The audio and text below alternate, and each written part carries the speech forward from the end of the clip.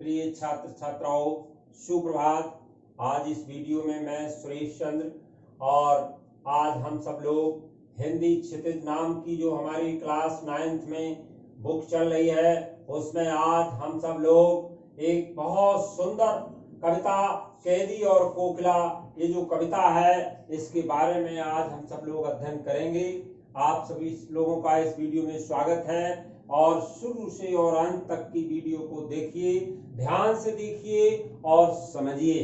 प्रिय छात्र छात्राओं, ये कैदी और कोकिला जो कविता है, इस कविता को की रचना किसने की ये भी जानना परम आवश्यक है। इस कविता की रचना श्री माखनलाल चतुर्वेदी जी ने की है।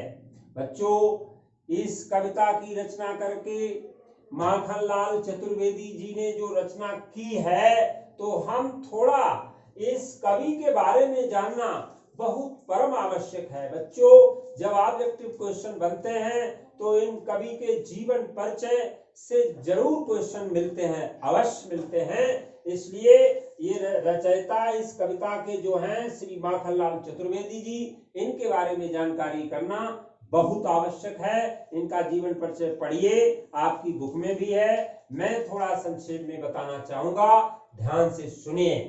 प्रिय छात्रों, माखनलाल चतुर्वेदी जी का जन्म मध्य प्रदेश के होशंगाबाद में बावई गांव में सन 1889 में हुआ था। बच्चों, ये 16 वर्ष की अवस्था में ही शिक्षक बन गए। देखिए, गजब की बात है कि ये 16 वर्ष की उम्र में ही शिक्षक बन गए और इनकी रचनाएं राष्ट्रीय भावना से ओतप्रोत हैं। बच्चों, श्री माखनलाल चतुर्वेदी जी की जो रचनाएं हैं वो राष्ट्रीय भावना से ओतप्रोत हैं। बड़ी सुंदर रचनाएं हिंदी काव्य खंड के क्षेत्र में इन्होंने की हैं। बच्चों, उनमें स्वतंत्रता की चेतना के साथ देश के लिए त्याग और बलिदान की भावना मिलती है, इसीलिए उन्हें एक भारतीय आत्मा कहा जाता है। इससे उन्होंने ऐसी कविताएं लिखी कि वे एक कवि कार्यकर्ता थे और स्वाधीनता आंदोलन के दौरान कई बार वो जेल भी गए। देखिए कितना उनका दिनचर्या, कितनी यातनाएं सही, उन्होंने जेल भी जाना पड़ा। उन्होंने भक्ति, प्रेम और प्रकृति संबंधी कविताएं भी लिखी। उन्होंने भक्ति, प्रेम की और प्रकृति संबंधी कविताओं को लिखने का श्रेय राष्ट्रकवि श्री माखनलाल चतुर्वेदी जी को मिला। बच्चों, इनकी कविता में शिल्प की तुलना में भाव को अधिक महत्व दिया गया है। इन्होंने परंपरागत छंदबद्धता, रचना के अनुकूल शब्दों का भी प्रयोग किया है। ये देशभक्त कवि एवं पत्रकार थे।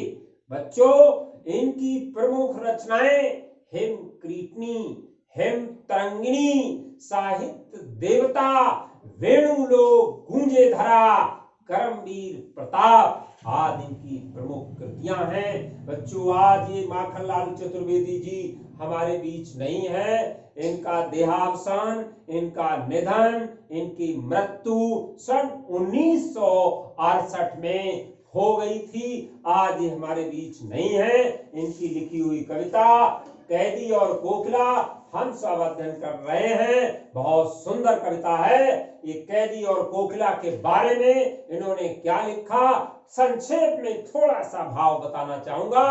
बच्चों, कैदी और कोकिला ब्रितानी उपनिवेशवाद, कैदी और कोकिला ब्रितानी उपनिवेशवाद के शोषण तंत्र का बारीक विश्लेषण करती है, इसलिए ये कविता बहुत ही लोकप्रिय रही है। ये कैदी और कोकिला, जैसा कि नाम से आप देखिए, कैदी और कोकिला, कोयल और कैदी, जानते हैं आप लोग, जेल में जो बंद होते हैं उनको कैदी कहा जाता है।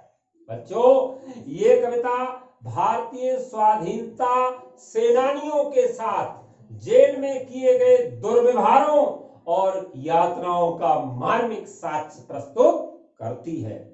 इस कविता के माध्यम से माखनलाल चतुर्वेदी जी ने बच्चों जेल की घटना का कितना सुंदर वर्णन किया है कि भारतीय स्वाधीनता सेनानियों के साथ जेल में किए गए दुर्व्यवहारों और यातनाओं का मार्मिक साक्ष्य प्रस्तुत करती है।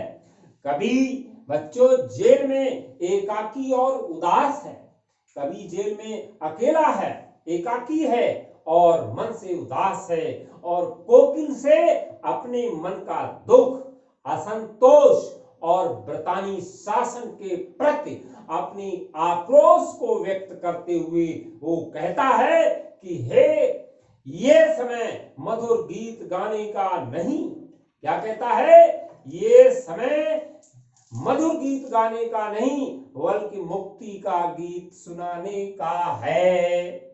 कवि को लगता है कि कोयल भी पूरे देश को एक कारागार के रूप में, एक जेल के रूप में देखने लगी है, इसलिए अर्धरात्रि में यानी आधी रात में चीख उठती है। बहुत सुंदर वर्णन इस पूरी कविता में किया है। बच्चों इस पूरी कविता में आए हुए कुछ कठिन शब्दार्थ हैं जिनका ज्ञान आप लोगों के लिए परम आवश्यक है, क्योंकि एग्जाम में कठिन कठिन शब्दार्थ भी पूछे जाते हैं क्वेश्चन पेपर में। तो आज मैं एक एक शब्दार्थ का अध्ययन कराने जा रहा हूं, आप ध्यान से देखिए।